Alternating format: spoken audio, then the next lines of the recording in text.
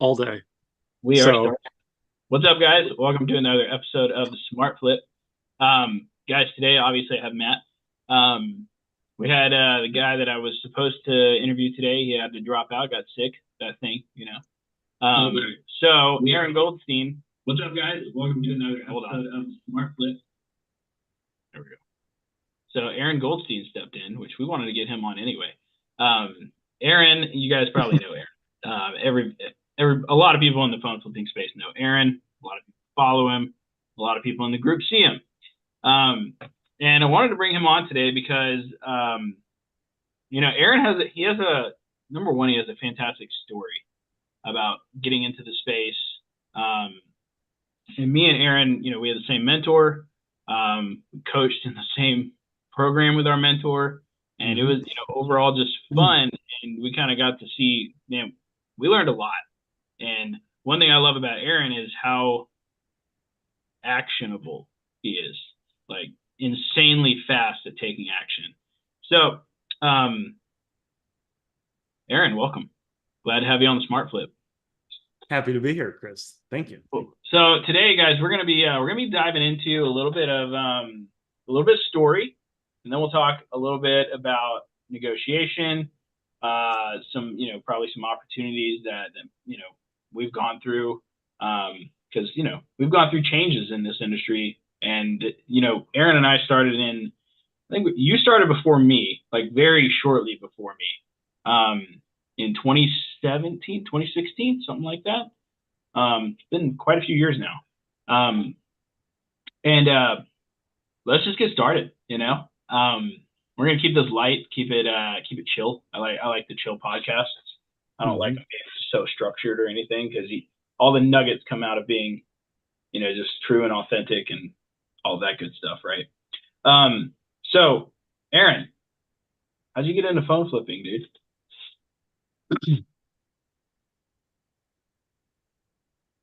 I was working at T-Mobile, and this guy that me and him did this opportunity. It was like, I guess, an MLM before, something similar. We were selling cologne on the street, and he comes in, and we're talking. Hadn't seen him in a while. We're catching up as I'm working. He was a rep for Samsung, and then I was working at T-Mobile. So he comes into the store. We're talking. Shows me his PayPal, his eBay account, and he did almost like $1,000 a day in sales. And he says he was buying these electronics. He was buying them and then selling them on eBay. And I was actually going to pay him to teach me what he was doing because I didn't like my job. I wanted to get out of it. And of course, as we know, if nothing changes, nothing changes. So I'm like, okay, this guy's got information. I want to get the information. I need to be able to, offer him value of some way to get him to teach me this, especially if I'm could potentially be his competitor. This is Anthony, by the way, who's in the program. Oh yeah, Anthony's in the program. Yeah. So this is Anthony. And then Anthony he was going away for like a few days on a trip, and he was going to come back. And he said there was this one guy that had a program, David. And this is when I was going through self-improvement, and they were talking about speed. You don't want to wait. So I actually didn't want to wait the 3 days for him to get back to teach me. So I bought David's program instead, is essentially what I did, right? I'm like, all right, I'm going to do this anyway. I might as well just bite the bullet and spend the money, even though I don't really have the money. There were some bills I didn't pay for a month, and I used that money to buy the program. In there. So I bought David's program, and then, it was just basically a combination of taking action, regardless of how I felt. I mean, I remember like 3 hours after I bought the program, he's talking about posting ads, and I go to post the ads, and I see all these competitors. So why would someone want to sell me their item when there's like maybe 10 competitors and some of them have a lot of ads and they're very established? It wouldn't make any sense. I'm going to put up one fucking, and all these other guys. But I just did what the program said. One of the things is I think a Layla Hermosi quote. She's like, why do you have to believe something will work out or you'll be successful in order to take the actions? Right. And Alex talks about it too. He's like, you can just take the actions, and even if you don't think it'll work out, it'll work out. No, I didn't know this back then, but that was kind of my mind. I was like, all right, I'm just going to do what they tell me to do. I put up ads, went to bed. Next day, got a phone call, picked it up, did what he said, went to eBay, saw what the 3 similar items had sold for. Now, was I nervous that I got the prices wrong? Yeah, I could have got, but I just had faith. I trusted the process. I made an offer. It was two phones. It was like 80 bucks each. I bought them both that day inside Denny's. Went home, sold them that day for like $190 per phone. So I made like $180 profit within 24 hours. So of buying the program and getting started. So I'm like, oh, this is really nice. And especially I was making about $11 an hour at my job, absolutely hating it. I mean, I just hate customer service. I hate it so much. So I was like, this is pretty cool. So while I was working my job, getting off work at 8:30 to 9:30 at night, depending on which store I was at, I would then set up meetups. I'd usually meet up people when I'd get off work. I'd have 2 or 3 meetups set up. I'd drive around, go home, list the items on eBay. Next, go to bed, wake up, ship the items, pack and ship it, go to work. And that's what I did for like 5 to 6 months, basically, till I was able to quit my job. And then and it was pretty cool. Once I quit my job, it was like all this time freed up. Like I went through this period where I was like just working the job and then doing the phone stuff. I had no time for anything else. But once I was able to quit my job, it's like all this time freed up. I started going to the park more, hanging out with friends and family. It's like I was able to get a life back. And then I was making more money than my job, and I was a lot happier too. So it was like a win-win. I love that. So, a lot of people, we talk to a lot of people with Recelerator, and their biggest thing is like taking the action. I've noticed, like, and number one, obviously the investment. It's a substantial investment, over $3,000, right? Like, just a little bit more substantial than the course that we bought. However, we also, provide a lot more mentorship and guidance. However, along with the cash and the capital, one thing I noticed, our most successful people, they take action without questioning it, right? And it's always interesting. It's always the people that ask usually a lot of the questions too in the beginning about the process, about whether or not it's going to work for them or not, that don't have the level of success that they're looking for, because it's analysis by paralysis, or paralysis by analysis, right? They overanalyze everything and they want to make sure they get it right the first time. I was actually watching a video the other day. It was just like imperfect action is still action. Yeah. Right. Like if you just aim in the direction, you might not hit, the actual bullseye, but you'll hit somewhere close to it. Yeah. And that's kind of like, over time, like if you throw at it enough times, you're just going to get better and better and better. Right. So, and with that being said, like, let's kind of dive in a little bit to, negotiation. And you've been in over 40 or 50,000 conversations now in this industry specifically. I don't know how many it is now, but like it's a lot. It's tens of thousands, because they're mine. And then I'm always looking at the students. Yeah. Kind of, critiquing theirs and giving them feedback. Right. So it's been, a lot. Over time, you developed your own script, which is, widely used by the students. We just had Navon come on who, uses your script on the reach outs, after he uses Matt's 3-ping method, right? So, you didn't know about that, Matt?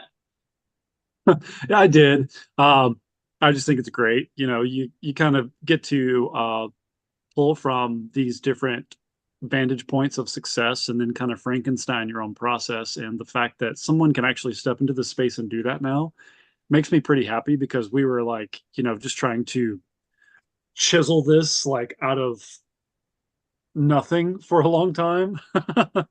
And it's cool. It's cool to see other people win. So let's talk about that negotiation process a little bit. Like, I want to know your testing process. Like, you always talk about testing new phrases and testing new words and testing like different like types of keywords with people in the negotiations. What is your process for that?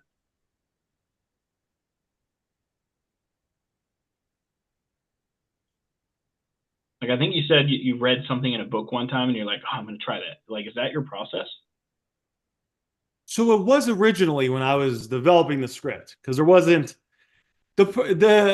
what's different about what we're doing is a lot of the conversation is through messaging and previous training.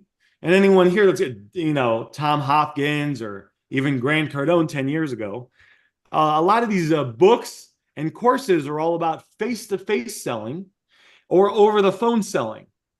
And messaging is different because people's commitment is so small. Certain things, like if I was doing face-to-face selling and someone told me something that was like, it wasn't true, and if I called them out, it would put pressure on them in a good way for them to see it. That could be good for me to do in person. If I do that over messaging, because it's so easy for them to stop responding. If I were to put that pressure on them, there's a chance they would just stop responding. They wouldn't want to face it. Well, as face to face, it might be a little bit uncomfortable, but then I could break through the barrier of that limiting belief or that objection in person. So in the beginning, it was testing out a lot of stuff. It was testing out stuff from books. And my dad was also a really good salesperson, made a bunch of money, got awards, blah, blah, blah. So I would like have dinner and I'd say, Dad, what would you say in this situation? And I would test it out and basically smooth it out. But the long story, if you want to get in some like, Aaron, give me some nuts and bolts, is that people's attention span is very short on messaging. So I'm always wanting to get right to the point. I'm never wanting to say anything confrontational. And I'm always wanting to move the conversation forward. People want to feel like they're making progress, right? Matt was just talking about how he just picked up a couple items like on the way back home and is making a bunch of money. People don't want to have these long, drawn out conversations with us. And that's why, even you and me, Chris, I remember you telling me we used to ask what company a phone was with. And I actually stopped doing that. And then a few months later, you told me you stopped doing it too. Like when I joined the program, you were like, yeah, I stopped doing that. And I actually stopped doing that before too. So it's kind of like we discovered this ourselves, where it's like we just want to get to the nuts and bolts and move it forward. It is kind of crazy how that worked out. Like we found that out like at a very similar time where it was just like, just going to stop asking. We don't need it anymore. Like, we just assume everything is, carrier locked or financed or whatever. There's no need. I remember saying that. I think we're like right before we ended Dave's program, as like around the same time when I stopped doing that, was like I just don't ask anymore. And people were like asking me like why? Like why don't you ask the carrier? Because that was what Dave did, right? I just started realizing like I don't need that to make an offer, like, and I just started realizing early, like quickly, and I was like, I just need these two things. That's it. I just need to know what phone you got, what's wrong with it, and I can make an offer. I don't need to ask about the LCD. I got one, or I did have one ads client who he wanted every piece of information about a phone before he did an offer, like down to the IMEI. Like it was like the before he would make an offer, the customer had to fill out what phone it was, what was wrong with it, the battery health percentage, gigabyte size, and the IMEI number. Like that was what the customer had to input to get an offer. Do you know how many people did that? Barely any, because it's too much work. Yeah. And I just started finding out later on, like, if I make people do less work, I will make more money, because I take the brunt of the work, right? And it just makes things for people. So, well, I mean, to that point, has anyone ever actually gone to Echo ATM and tried to like walk through the process of giving them like selling a phone there? Like it's equally tedious. It's like, well, so it's also a different customer, right? Like that is essentially a Google Ads customer, right? They're looking to sell right now. They're willing to give that information because they're right there, and the cash can literally be in their hands within seconds, right? Truly. But the attention is already grabbed, right? So that's very similar to us. Like when we make the offer, right, Aaron? Like we make the offer, we got their attention, right? That's where the attention comes, and then if they're just like F off, well, I call it my bullet negotiation script, right? Like I say, don't fire all your bullets at once, because if you ask all the questions at once, you lose. Like, and the way that I like to frame it now is like, I want the customer to sell me on why they should get more money. Like, and if they can bring me up and, let's say a customer, quote unquote, negotiates me up, let's say $100, makes them feel really good, like, because I asked a couple more questions. I was like, oh, and this totally comes from Aaron. Oh, did you say it was a 13 Pro Max? my bad, I messed up. That works Yeah. wonders. Yeah. And then if you ask like the gigabyte, storage, oh, it's 256. Oh, okay, cool. I can actually offer this. Oh, it's Yeah. unlocked. My bad. I didn't know that. And you almost making it seem like it's their fault a little bit because they didn't say it. And yeah, it's the whole thing. Yeah. I love the negotiation's fun, right? Like I think once you get out of the I guess the need to close the deals, like to the point where you need to make the money from the deals, right?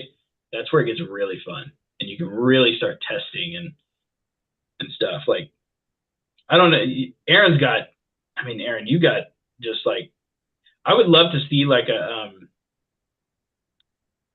uh not like a spreadsheet, but like a lucid chart of like say this whenever they say this, right? I think it's so cool because yours just goes into so much depth with the soft offers and the hard offers, and like the phrasing of it is fantastic. I love it. I'm curious, on average, would you say, Aaron, you could probably ballpark this. On average, would you say how long are you typically in a basic or general negotiation with somebody before you're meeting them up and like you're on your way to meet them and collect the product? That's a good question. It's generally pretty quick, I'd say, and it would depend on how quickly they respond, but it can be anywhere from, 3-4 minutes. Sometimes they tell you everything in the first message. Our first message to them is the offer. They accept it. And then, I have screenshots where the whole one screenshot is the whole thing. And I'm like, all right, I'll text you in 5 minutes when I'm on the way. It's like, but then sometimes it's a little bit longer. Yeah. But it's even the ones that are a little bit longer, just messaging another sentence or two, maybe a few more sentences. So it might be like the total it's not like we're spending a half an hour typing nonstop. It just might, we send one line, one sentence, they wait 5 minutes to respond. We send 2 sentences. It's really just knowing the right things to say. It's kind of like knowing the right words to say in the right order to move the conversation forward. Yeah, there are two things that this makes me think of, and these are probably things that back in the day, I think the 2 electronic courses that I ever bought. This is pretty comedic, honestly, because the 3 of us are here on this podcast now. But was Dave's course, and then it was Next Level Phone Flipping. Which is funny because for those that don't know, to give you some context, that was the course that Aaron had launched. I was actually the first student in Chris's course as well. For those who don't know, but your first one, yeah. So like all that to say, like there are 2 things though that I remember very distinctly that I began to utilize from your course, even though I wasn't using phones, Aaron, and that was to attempt to match the kind of mannerism or nature of the person in the conversation. Like because you get there are different ways that different people communicate. I like very succinct but specific. I love specificity of language. I'm going to say exactly what I want to say as I intend to say it. And if I use a big word like, I don't know, ubiquitous or something crazy like that, it's because I freaking meant it, right? But other people are going to like text you and they're going to use like very few words, one freaking stupid long run-on sentence, right? And you've got to try to like interpret what the heck all that means, and you feel bad for their 3rd grade teacher by the time they're done because you realize that that's probably terrible. But regardless, you kind of have to like find this way to sort of like match that level of, I guess you could call it like energy, or I don't know how talk about that a little bit as far as like help the way in which it helps you in negotiating. This is a great question. And this is, Matt's good listener. Ask good questions too. It's one of the things when we met up for the thing with Chris. Matt's asking I'm like, this guy must have studied How to Win Friends and Influence People like 10 times. This is like what I think is going on right here. I read it once. Okay. So good. But internalize it very well, it sounds like.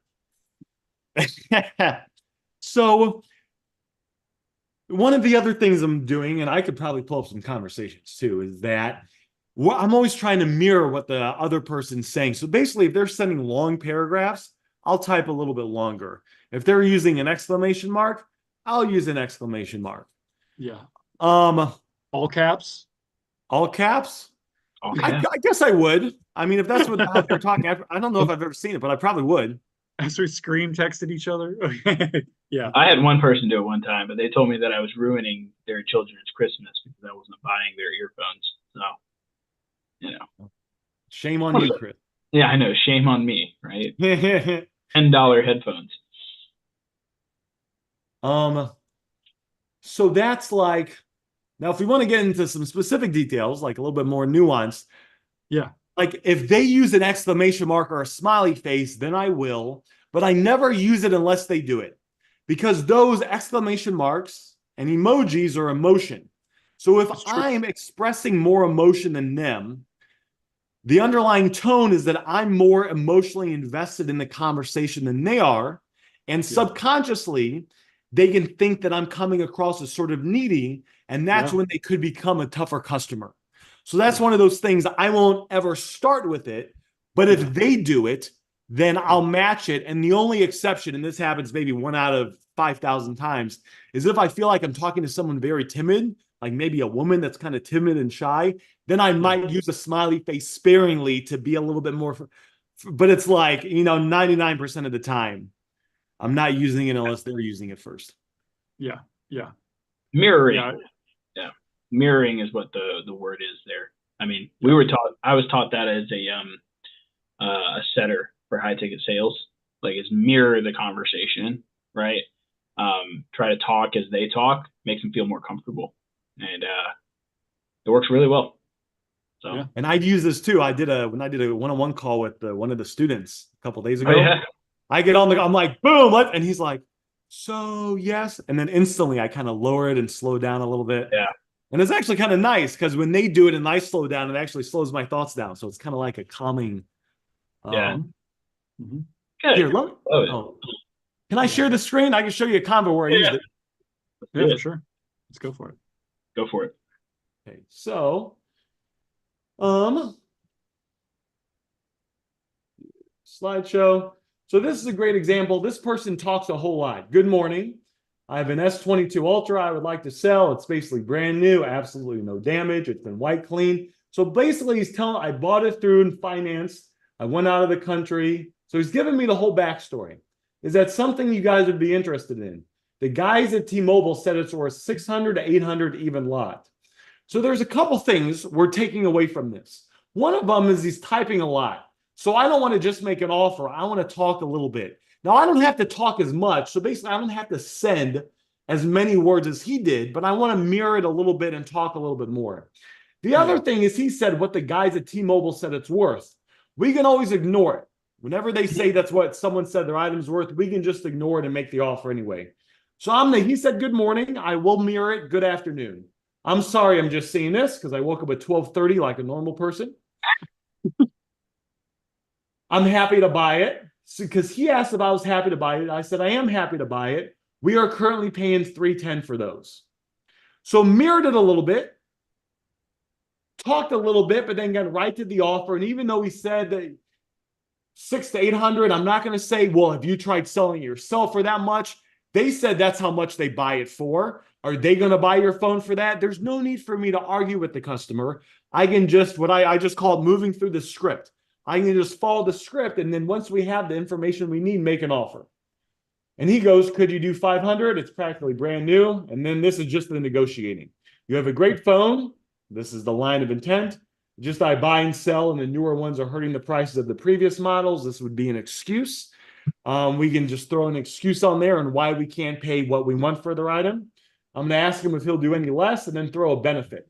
And the wording of this matters here, right? I'm going to ask if he'll do any less. And ideally, he's not going to want to do less, right? I mean, we can be honest. They want to get as much as they want for it. So I'm going to counter that sort of negative with the positive.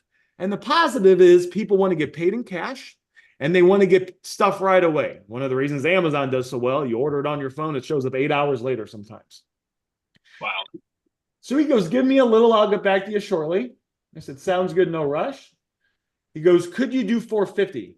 So by me simply asking him to come down in price, he went from 500 to 450. Right.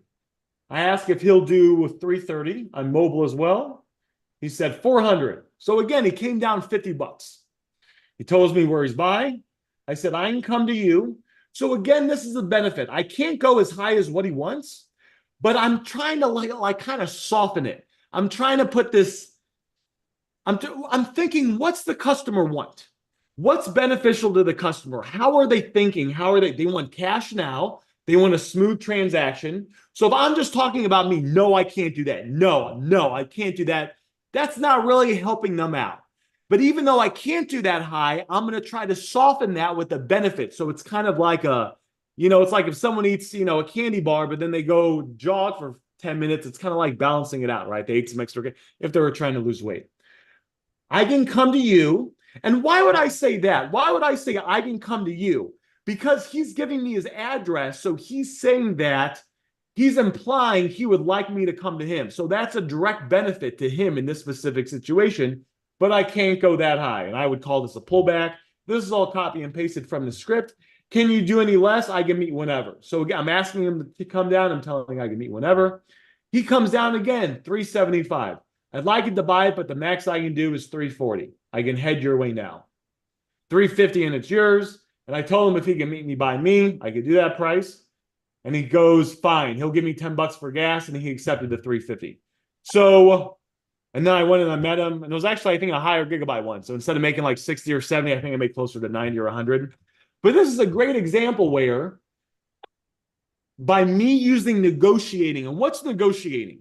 Negotiating is just words that we message the customer to get them down in price, to get them to agree to the price we want to pay for the item, not the price that they want. So I'm just using those words, the negotiating words, to get this guy down from 500 originally, then to 450, then to 400, then to 375, then to 350. Without him being aggravated, without him getting, without it turning into like a battle. Right. And making it very smooth. And it's just basically repeating this process over and over again. Right. Yeah.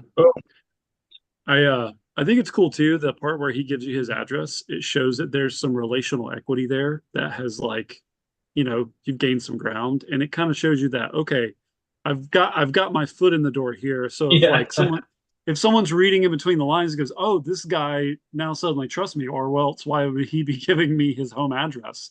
And so I don't know if it were me, and I don't know if you felt this way at that point in the conversation. I say, "Oh, cool! So I can just kind of keep pushing this price down because we're gonna level out here soon. I'm gonna be able to score this deal." I didn't even think that, but that's a great point. Yeah, that's amazing. That's a great point. Yeah, that's great. I love the nature of mirroring and having an example there. I also I don't know. There's another thought I had in the back of my head too, as well as about the essence of timing. And I think, Chris, when you meet up with people, you like to meet up, you give them an option. You can meet, hey, let's meet at noon, let's meet at 5. For you, Aaron, I know you said I can meet whenever. I would be just so interested to hear for you guys to your spin on the nature of timing. Like when people are ready to, you talk about in sales, strike while the iron is hot kind of approach to scoring a deal. How big of a factor you guys feel like that is as far as influencing getting a deal with the person? And I guess to be even more specific is when someone's ready to sell their device, if I'm a reseller, new or seasoned, but let's say especially new, do I just need to be available right then to go get that deal to ensure that I can get it that price? Is that what's ultimately going to help me get the best bargain on that item? What do you guys think? You go first, Chris. So I learned the meet me at 12 and 5 thing from Amway, right? We heard that. Me and my wife would go to those Amway meetings, that whole MLM stuff, and one of their premises for getting people to meet with you for the opportunity was give them 2 very specific times to meet, right? Like I'm going to be doing this time and this time, or I got this time and this time on my calendar. I still use that to this day, like for Zoom calls and stuff too. Like I got this time and this time, and it works because it only gives them 2 choices and they have to choose, right? So, I mean, the reason I started doing the scheduled meetup model was simply because, uh, and honestly, it was probably simply because I was getting no-showed a lot because I didn't, the script at that time wasn't working for me, right? Like it just, I mean, okay, I would say it was like halfway, right? But it got to the point where like I have a family. Like it's a little different when you don't have a family, right? And I was going out at 9 o'clock at night, 10 p.m. to get no-showed sometimes, right? It wasn't working out. Yeah. Yeah, and and there were looking back, there were some things that I could have done better. Like if I would have had Aaron's script at that time, I probably could have done things a lot better. Like GPS says I'll be there at so and so time, whatever. All that. But it just got to the point where, my wife was just like, why can't you just meet people like doing that Amway thing we did? Like, why can't you just meet it like 2 times? And I was like, I can't because these people need my money right now, whatever. So I got no-showed at like 9 p.m. at night. And I was like, this sucks. Like, I hate this. I was making good money, but, I would say we actually track our meetup percentage now, which I wasn't doing back then. But it was probably around 50 or 60% of people that I would actually show up. And that was probably due to the lack of my negotiation skills at that time. So what I started doing was I was like, all right, I'm going to try this. And as soon as I would close somebody, I would let them know, like, hey, I'll be at this Starbucks at 12 and 5 today. Which time works best for you? And to my surprise, they would just choose a time. They'll be like, I'll be there at 12. Great. See you then. Next thing I know, I'm having 4 to 5 people meeting me up at each time. Like walking out of Starbucks, making $300-400 in profit, So you're saying there's a scenario where there would be people standing in line. Oh yeah, I call it lineups. Yeah.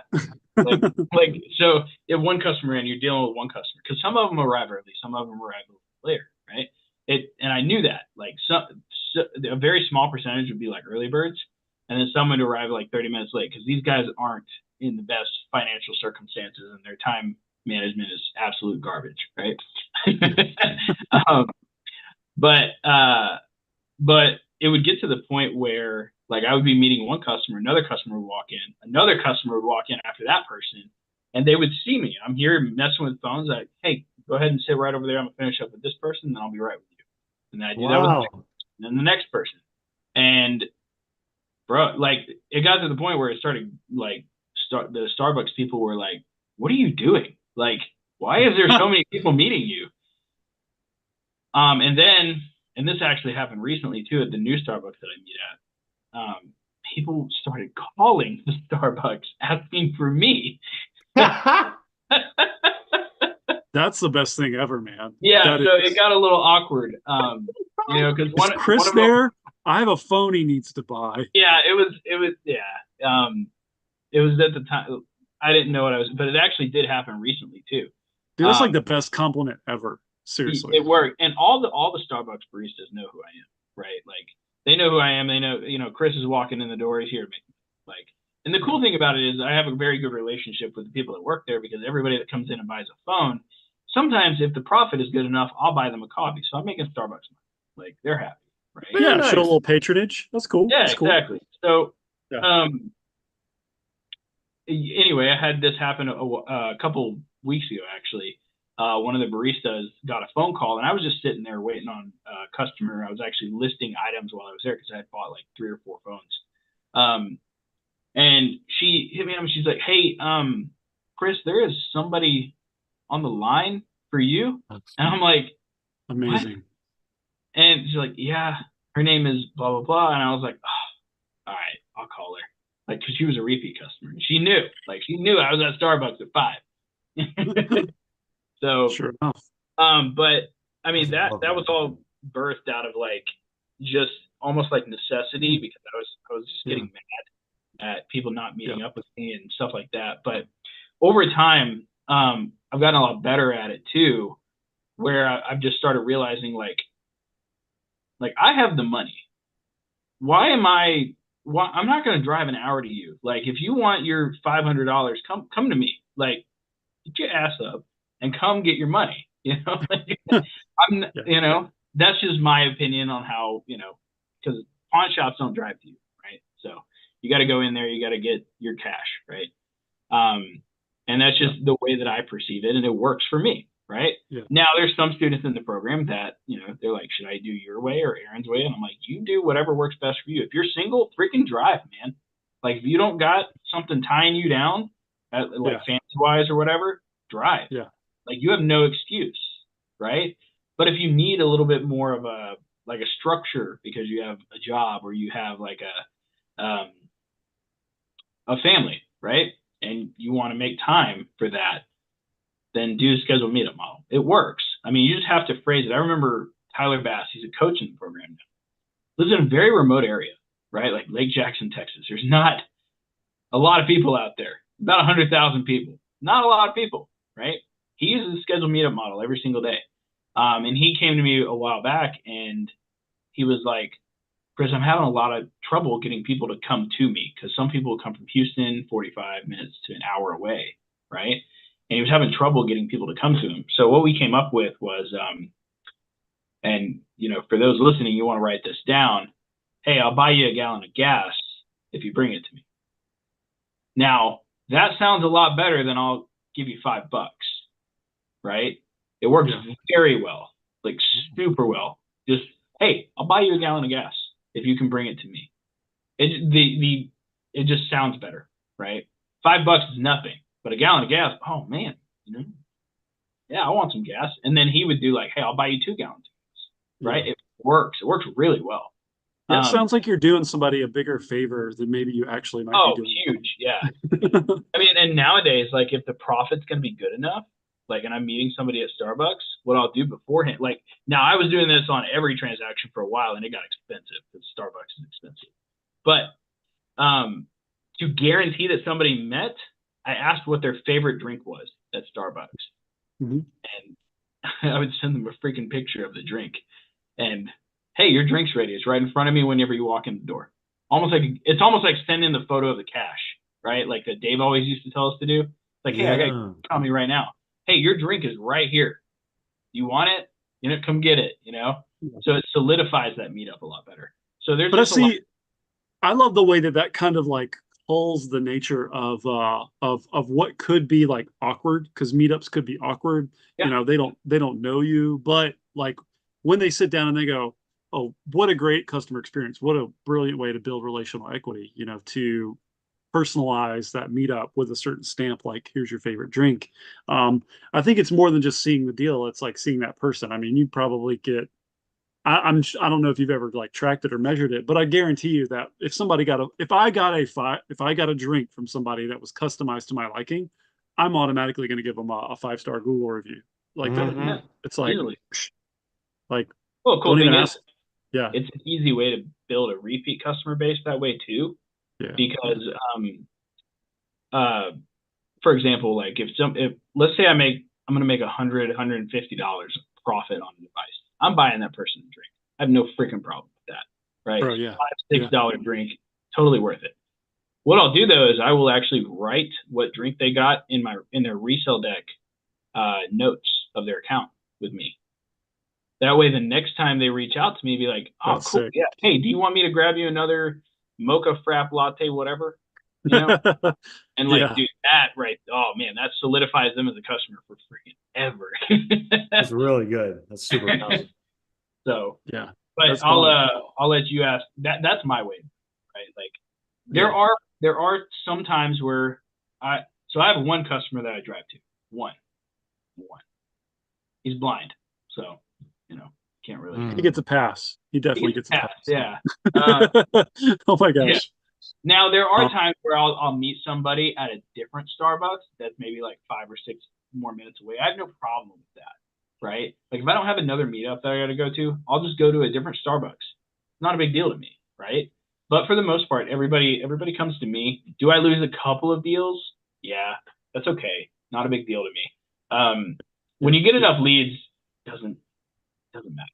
Yeah. You can make things happen. You can get the repeat customers. You can get the referrals from those customers. If you do a good enough customer experience journey with that person, which is what most flippers won't do. Like, that's the thing. Like, a lot of flippers are just in it for the deal. They're not in it for the deal 3, 6, 8, 10 months from now, right? That's why we have a follow-up sequence in Resell Deck. Like, I mean, Aaron, you just made like $115 off of that follow-up sequence, I think. Oh, I love that follow-up sequence. Yes. So I'm all about like equity and building the repeats, right? Like, Yeah. me less customers, and I'll probably make more money than most flippers because they'll stay with me longer than everybody else. Yeah. Turn one deal into 10. So the question again is, as for people that are listening, is about timing and like how does that impact like the securing the deal with the customer, right? If there's too much time in between the conversation and pickup, or establishing set times, or making your sale available to pick up whenever. And so Chris was answering that. Aaron, you have your own distinct approach. Could you speak to that then? Of course. So my opinion is when the conversation is getting started or in the middle and it's not closed yet, when I have their attention, which just means they're responding quickly to the message. I send the message, there was 30 seconds, a minute, 2 minutes later. I ideally want to make that a priority. And I've had many times, if I'm driving home, I will pull over into the parking lot of a random parking lot and continue messaging the person, because when they're hot, when I have their attention, I want to keep it. I don't want them to message me in 1 minute and I take 20 minutes to respond, and they message 2 minutes later and I take another 30 minutes to respond. That can dramatically kill the deal. That's a big, big, big problem. Now, once it's complete and the deal's closed, they do want their cash sooner than later, in my opinion. They are willing to wait, though. Like, I got a guy right now. I'm going to try to leave here in like 20 minutes and go meet this guy. He was wanting to meet like 10 minutes away. Or he was wanting to meet like in 10 minutes, and I'm going to meet him a little bit later. But in my experience, as long as you can meet them that day, they're happy. I mean, I used to have a job, so I would get off work at 8:30 to 9:30 at night. If I closed the deal at noon, I might not meet up with the person until 10, but I would try. Now, am I able to do it all the time at the job? No, because I had a job, but I would try. If I'm on the break and they message me, I'm not going to finish watching the YouTube video. I'm going to message them back. And then once it's closed, even if it's set for 10 o'clock, that's okay, because we've agreed on the price, we've agreed on the place, we've agreed on the time. And would they prefer to get it in 1 to 2 hours if they're free compared to 10 hours? Yes, but if they believe that I'm going to show up in the 10 hours and I'm still going to give them the money, in my experience, they're happy to wait. I mean, when I had the job, I don't think I lost one deal because I couldn't. I think I might have lost one and maybe two, but you don't lose as many as you think. Like, a lot of people think I'm just missing deals left and right. Not true. Like, people are cool most of the time. Like, especially if you treat them like real people, and like I feel like that fear is kind of irrational, Well, it would just be like, is there any proof of that? Or is that just a concern someone has and they haven't gotten any feedback from the market? Right. Yeah.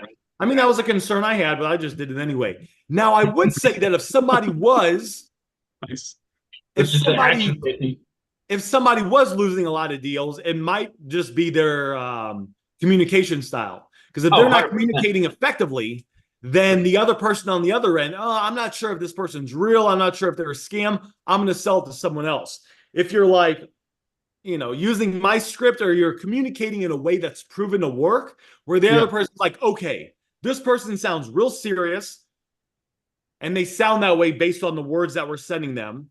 I believe that they are going to meet me, even though it's 10 hours later. I'm okay waiting. Yeah, 100%. I mean, like, it's just, go ahead, Matt. Well, I think people, I can't overstate how important some of this is. When I'm closing a deal with somebody, like I drove an hour one way to pick up this item right here. Those of you that are watching this is a new Nintendo 3DS XL Galaxy Edition. It's the rarest Nintendo 3DS you can get. Okay, it's worth about $300. I drove about an hour to pick this up for $100. My Okay. man. Woo! Yeah.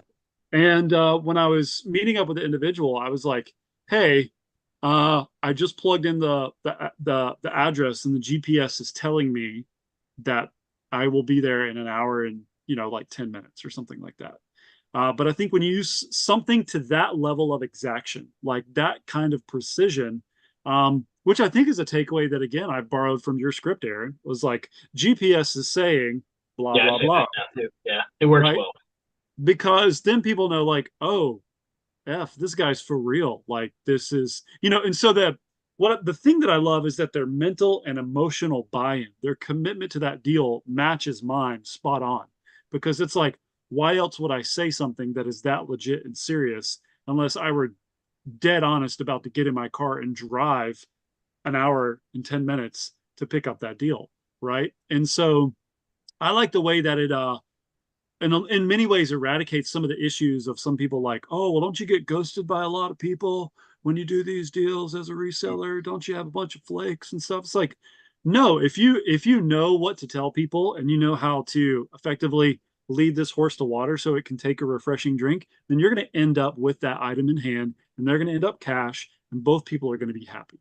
And so I think that that is like one of my favorite things about being able to use language like in an effective way to close a deal and wrap it up. So my follow-up question then for you, Aaron, would be in regards to meeting up with people, how frequently would you say like what's generally the amount or passage of time on average between like I've closed the deal, now I am literally about to pick up the deal? Like what's the general passage of time there? Would you say like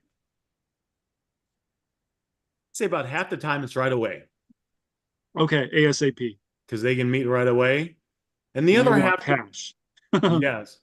And the other Yeah, half of the time it's usually later that day. Maybe I'm doing something, right? If I got a right. group chat, Yeah. or if I mean, that's usually it, right? Or if I'm Yeah. on a Right. Yeah. date, like if I'm on a date with a girl, I won't leave the date. Now I'll try to get them to come to me. I've had many dates. I've had, I had this one date. We went out For to, the win. Yeah. oh, it was some restaurant and I had like two, I think it was two different people come. So we're on the date and I'm telling her they're coming. I ran out, picked up a phone, blah, blah, blah. We're hanging out. Then I ran out again, grabbed another phone. I made like $200 in profit on the date. I mean, dude, I was at the dentist Don't you office. just like love this Dude, business? Like, I was for at the dentist office and they're doing like the full thing. It was like $250. And I had a guy bring a few items. It was like 250 bucks profit. It basically paid for like the whole dental appointment. So on that note, I do that too, by the way, guys. Like if I At the can't do gym, the right, meetup Chris? call, yeah, I have people just meet me at the gym at night, like in the lobby. Like if they have like for example, if they can't meet at 12 and 5 and I'm at the gym at night or something like that, I'll just be like, hey, just come here to the gym. I'll be there at 8 tonight. You know, you're off work, fantastic. Just walk in and I'll buy it and then we're done. Like, I mean, make money and get gains at the same time, right? So Dude, I had a guy bring an item in the hospital. I had something, I was in the hospital. This was like 5 years ago. I was like in the ER, and somehow he figured out how to get through the thing that you need a oh button, my and he gosh. found me. And he fucking gave me the phone. It was just great. Guys, I just want to go on record. I want to look at all of you that are listening to this. If you have a story that can better that one, I want to hear it. This guy came to the ER and sold you a phone. That is hilarious. And I mean, also, that's I happened a love it. lot. I I had love it. somebody meet me at my kids' gymnastics one time. Like almost everybody comes to me. Like I'd Yeah, never, like I said, I got one customer I drive to, right? Like he's blind. right. But other times there are circumstances where people can't meet at the 12 and the 5, and that's fine. You just come to me, like wherever I'm at, like, hey, if I'm at my kids' gymnastics, cool. I'll meet you right outside and I'll buy your phone. Done. Whatever. I'll get a picture with you in your car. Yeah, I've done that before. It works. So there is no excuse, in my personal opinion. I love this industry because number one, everybody has a phone. So everybody's a customer now or later, right? yeah. Then on top of that, there's so many other electronics on top of that. I mean, Aaron, you just bought like 20 laptops, and they weren't even MacBooks, and you made a stupid amount of money. So, um, Yeah, it was you know, good. it's just one of those. It's one of those industries that will never die, And I've been Right. through industries that have died. I learned, what it's like to lose, a 6,000, monthly recurring revenue with an agency. Died. Guess what kept me afloat? Flipping them phones. Yeah, right. Flipping them phones, I kind of want to throw this nugget into the podcast and out into the universe, but I was recently looking on, I think, Forbes, and taking account of the top 10 wealthiest people within the U.S. 9 out of 10 of those are in tech. Mm. In other words, they're providing some sort of product and or software that is used on a product that is facilitating a more efficiency or ease of life for the users of that specific type of tech. And so those companies like Apple and Microsoft and Sony, like those, like if you're listening to this, and I'm saying it to the listener, like that's not going anywhere. So if you've been sitting on the sideline waiting to like pull the trigger for a course like Recelerator, or to shoot your shot at getting into reselling electronics, like hey, maybe this is your sign, maybe this is your opportunity to do that, because it's great, it's fantastic. I want to pivot here a little bit. Aaron, you started a lot of your business with obviously ads, but also reach outs. Like, and just for everybody watching, reach outs is basically DMing people on Facebook Marketplace, OfferUp, places like that. And I think that's one of the bulk things you taught in Next Level, right? It was a big thing. Yeah, I was the one that introduced it to the, Yeah, for sure. And you had your own process for that too. And we have since, added that into Recelerator because of, I never did it, so I had no experience with it. I do now. I mean, I just picked up an iPad, so for $100, $100. It's easy money, right?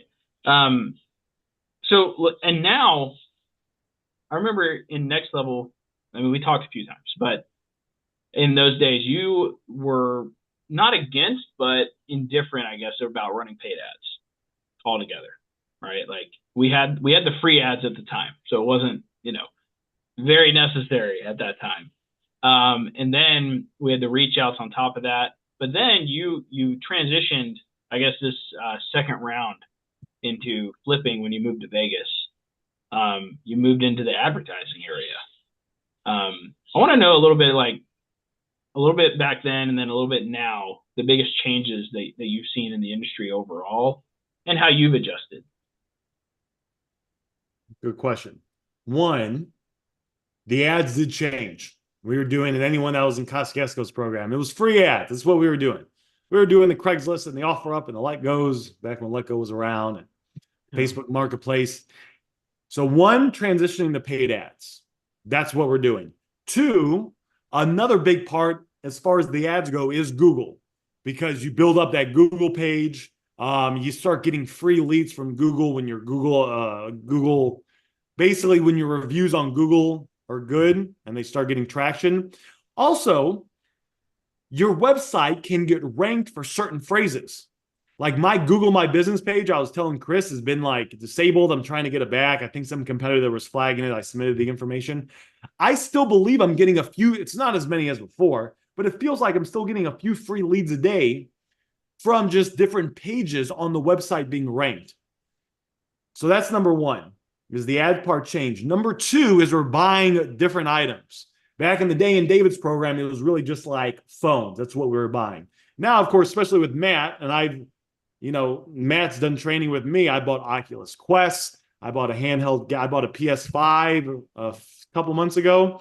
So it's expanding to these different items. It's not just phones. It's gaming consoles and other high-end electronics. I mean, like Chris said, I picked up a bunch of items. Yesterday, I made a bunch of money on it. I made enough money on one pickup to pay for all my bills for the month. Wow. Solid. The next thing is that you can make more money. Back in David's program, it was more of a part-time thing. And this was before Chris, but it was more like, hey, you make $500 a week, you're doing pretty good. I made about $32,000 in net profit last month. Now, that's not every month. That was my best month yet, but we have students that are doing $10,000, $15,000 a month in profit. It's now become more of like, hey, you can make, you're not going to be, a gazillionaire, right? You're probably not going to be, flying in a private jet, next to the Rothschilds or Rockefellers or whoever it is. But you can be making really good money where you're making $100,000, $200,000 a year over time. Yep. And I'd say the final thing is that feels like it's transitioning more into an actual business now, especially with what Chris has, with the follow-ups, and with if someone leaves a review, it follows up on the review. Now, if you're just getting started, this stuff kind of doesn't matter. But if you're like in the business now and you have some leads, it's the follow-ups with those leads. It's nurturing them. It's how Chris, he sends out emails and texts to them automatically. It feels like it's kind of starting the transition to more of like, all right, we're having these standard operating procedures in place. It's kind of becoming more of a solid thing. Yeah, I think it's only going to grow over the next couple of years too. One thing I've noticed is, I get a lot of DMs from people from the older days of flipping on Let Go and stuff like that, and they're one of their biggest questions is like, what are the massive changes? And all I say is really like, well, it's become more legitimized. Like you have to take it as a business owner at this point. Can you still do it as a side hustle? Yeah, absolutely. You can make an extra $500,000 a week. Like that's not that hard once you know what to do, right? Yeah. You have the ability to take this thing and turn it into a real business now, like legitimized LLC, the whole thing, and make a lot of money. And one thing that a lot of people hate, but that I love is the fact that it is getting more legitimized. Like me and Aaron were talking about this a couple of months ago. The industry is becoming more mature, right? So what that's doing is that's pushing people out. Why? Because they don't want it to be mature. They want it to be this little weird thing that they do on the side, right? But things like, for example, Google My Business requiring more authentication now. You might need an LLC to get approved at this point. Yeah. That's going to chase away the people that aren't serious. True. It's going to chase them away, right? I like that because it leaves more room for us to make more profit, right? Like if you don't want to get an LLC and you don't want to, verify using a video on Google, you don't got what it takes, man. Like you just don't. I have a lot of people reaching out about Google and Google Ads now, but a lot of them just aren't willing to do the work that it takes to get in. Dude, it's not that much work. I mean, if you're not really an LLC, there's like 33 million small businesses. Now the first time I made an LLC was strange, but you could find a lawyer. You might overpay a little bit. I can actually make LLCs directly on the website now, and I can get it in like an hour, and I can get the EIN number from the IRS's website. I mean, but even if you don't know how to do it, you go on Upwork, you just type in, make a LLC near me. You can hire a company to do it. It doesn't take, it's like an afternoon. And then you get a website made. All right, you make the website once.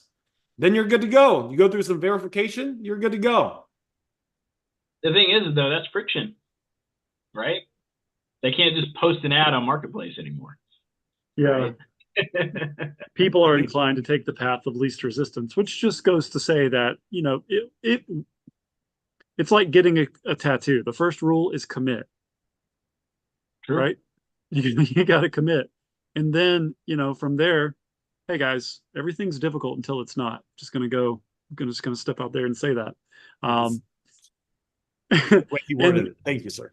But I mean, you can, but people can, people get to choose their difficult, right?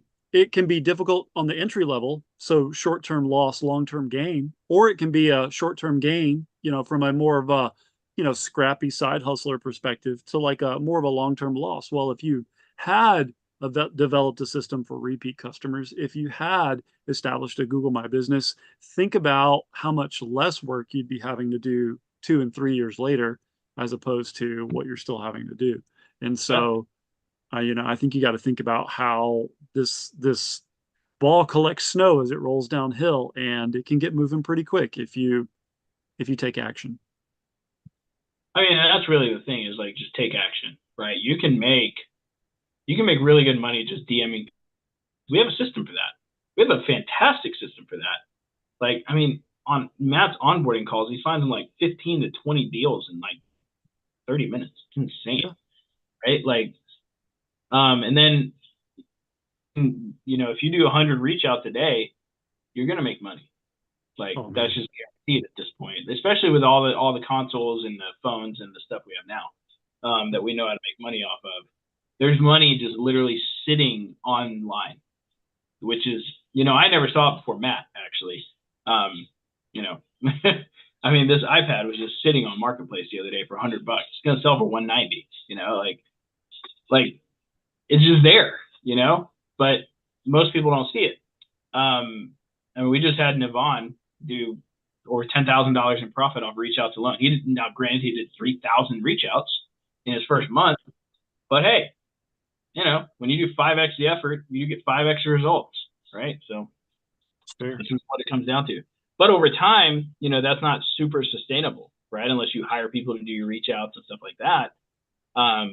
But if you can get ads and systems and stuff in place, it makes life a lot easier. And then whenever you start getting people to message you and come to you, that's where the game changes, in my opinion. And I think that's what we have done is I think I've kind of spearheaded the legitimacy of this business, forcing other people to do so. Because whenever you're taking photos with customers, you're getting reviews on Google My Business, you're doing those things, makes everybody else step up because it's hard to compete against that. Yeah. And I think it's cool because these just little additions, these nuances that have kind of evolved this side of the industry, because reselling electronics is a sub niche within a niche, right?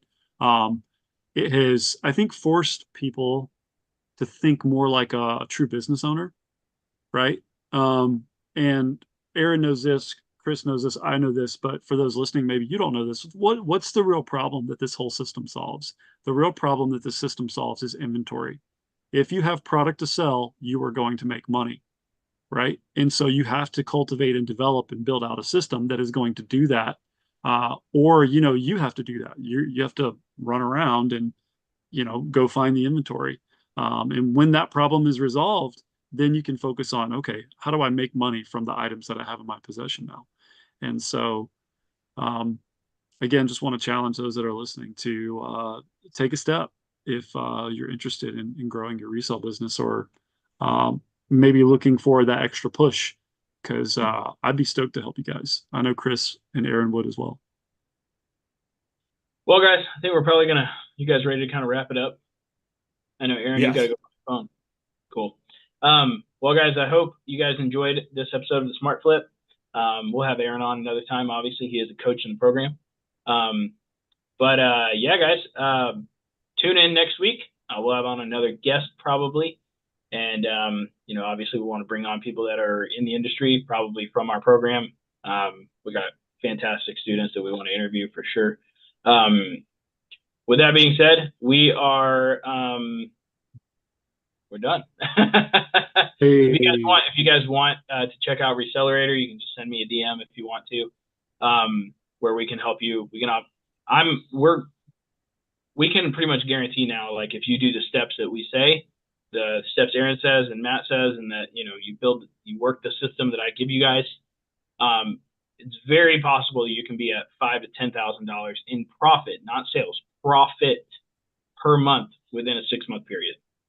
You just have to do the stuff. Like, that's the thing. Like Alex Ramosi says all the time, he's like, if you just do the things you need to do, you'll get the result you want. So do the things. There it is. Cool, guys. I'm gonna go ahead